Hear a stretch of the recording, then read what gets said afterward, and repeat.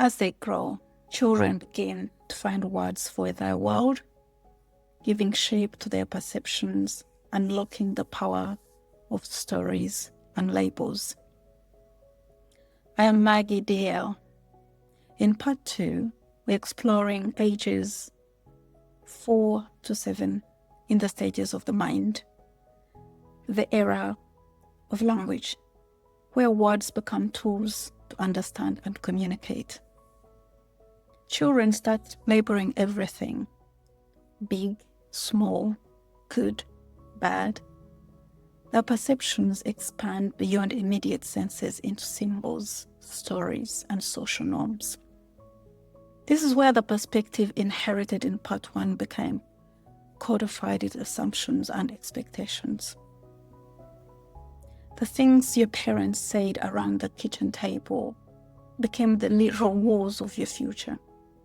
They literally handed you bricks when they called you the smart one, the shy one, or the dreamer. And you built a room out of those words, and you've lived in it ever since. Your perspective is now influenced by these labels, shaping your belief about yourself and others. You begin to see the world through the stories you hear about what it means to be brave, kind, or clever. Imagination blossoms, allowing you to envision new possibilities and roles: astronaut, artist, hero. Your sense of "can I?" and "what if?" grows stronger, fueling curiosity and creativity. Let's bring in the Mindshift202 3 Ps. In part 1, we talked about the borrowed lens. In this part, at the age of 6, if you heard, "we can't afford that," you don't hear a temporary lack of cash. You hear a permanent perspective of lack. You start to perceive yourself as someone who doesn't have, which makes wealth impossible later. Perspective is how you interpret a no. A child who perceives a no as a lack of resources grows up expecting scarcity.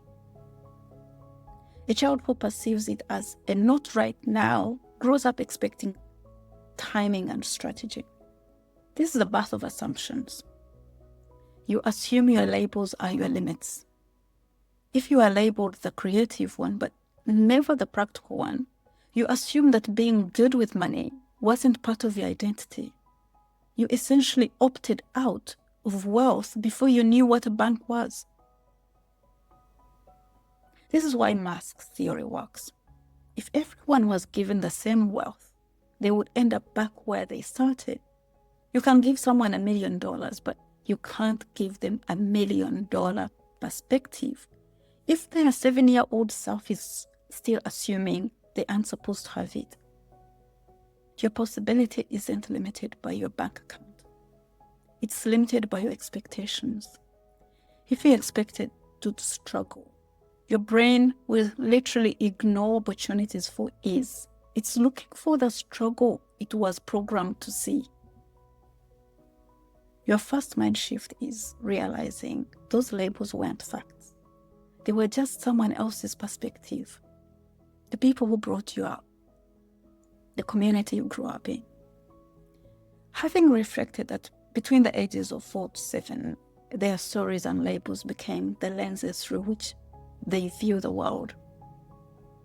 What stories do you think shape a child's sense of possibility?